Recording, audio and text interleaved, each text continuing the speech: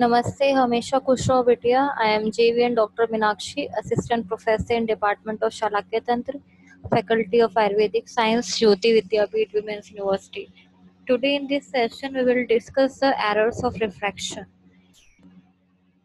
Before that, we have to understand few terms like emetropia and ametropia.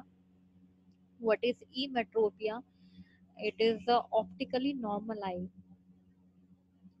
It can be defined as a state of refraction wherein the parallel rays of light coming from infinity are focused at the sensitive layer of retina with the accommodation being at rest. Then the another term is ametropia. It is a condition of refractive error.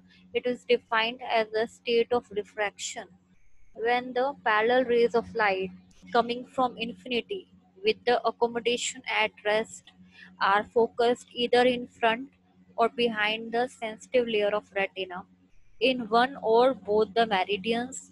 The ametropia includes myopia, hypermetropia, and astigmatism.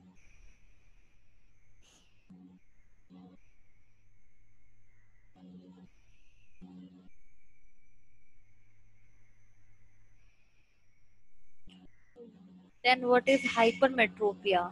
It is also known as hyperopia or long-sightedness. It is the refractive state of the eye wherein parallel rays of light coming from the infinity are focused behind the retina, with accommodation being at rest. Thus, the proper focal point is being the retina, which is therefore receives a blurred image. What is the etiology of hypermetropia? It may be axial, curvatural, index, positional, and due to absence of crystalline lens. Here is an image of an refraction in emetropic eye, means normal eye. Refraction in a hypermetropic eye. The image is formed behind the retina.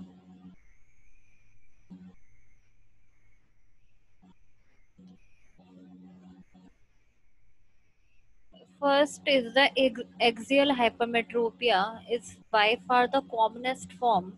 In this condition, the total refractive power of eye is normal, but there is an axial shortening of eyeball. About 1 mm shortening of the anteroposterior diameter of the eye results in 3 diopters of hypermetropia. Axial hypermetropia may be developmental or pathological. High hypermetropia occurs in microphthalmos and nanophthalmos due to markedly short axial length, usually less than 20 mm. Next is the curvatural hypermetropia. It is the condition in which the curvature of cornea, lens, or both is flatter than the normal, resulting in a decrease in the refractive power of eye. About 1 mm increase in radius of curvature results in 6 diopters of hypermetropia. It may be developmental or rarely pathological. The next is the index hypermetropia. It occurs due to decrease in refractive index of the lens in old age due to cortical sclerosis. It may also occur in diabetics under treatment. The next is the positional hypermetropia. It results from the posteriorly placed crystalline lens. The absence of crystalline lens, either congenitally or acquired, following the surgical removal or posterior dislocation, leads to aphakia, a condition of high hypermetropia. Then the clinical types.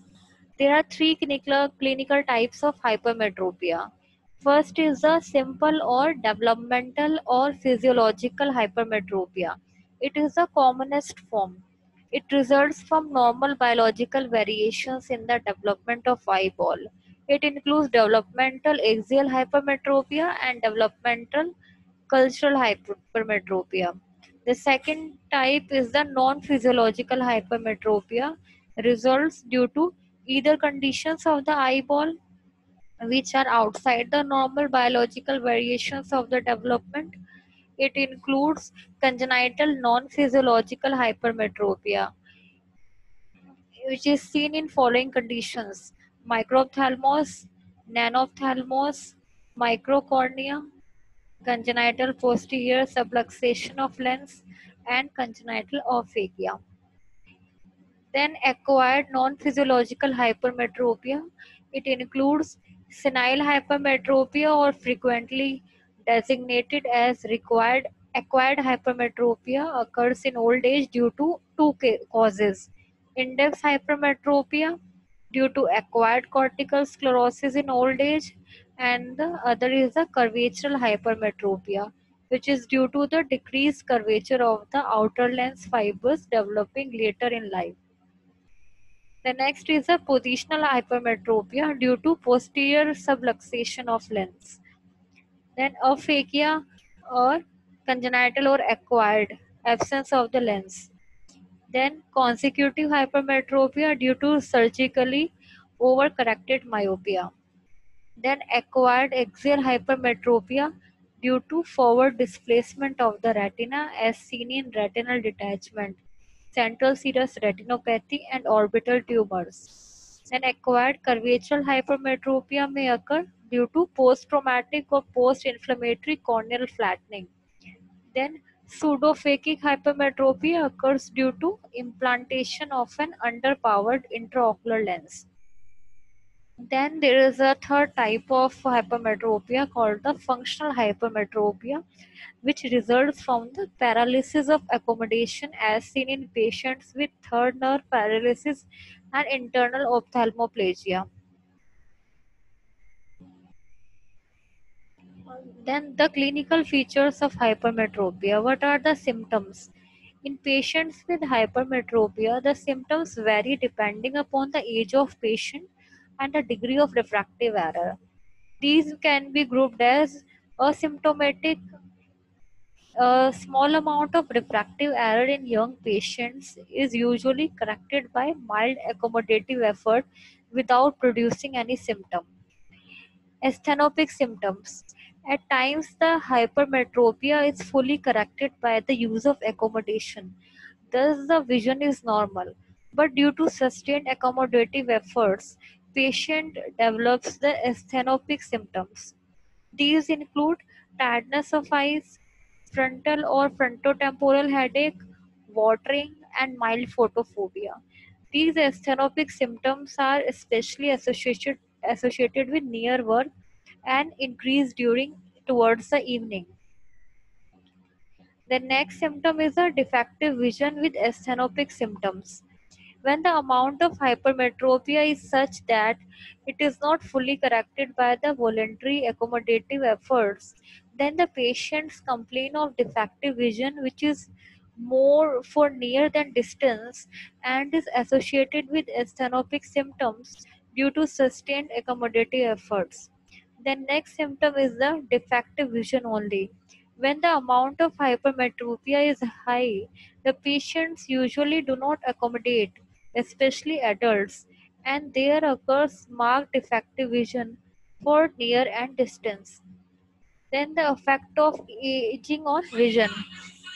Typically, patients with low hypermetropia have good vision in young age. However, with aging, due to decrease in accommodative power, the hypermetropia becomes manifest and patients complain of progressive decrease in vision.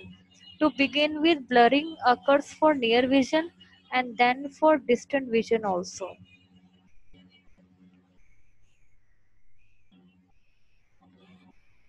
Then comes the signs, which we will discuss in the next session of refractive error. So, our session completes here. In this session, we have discussed hypermetropia, its clinical types, and what are the symptoms of the hypermetropia. We have all discussed in this session. Now, we'll discuss the signs of the hypermetropia in the next session. Thank you so much. This session is powered by Digital Version 2.0, Jyoti Vidyapeeth Women's University. I hope you are satisfied with my digital session. If you have any query, please mention in the comment box. I will resolve it. Thank you so much.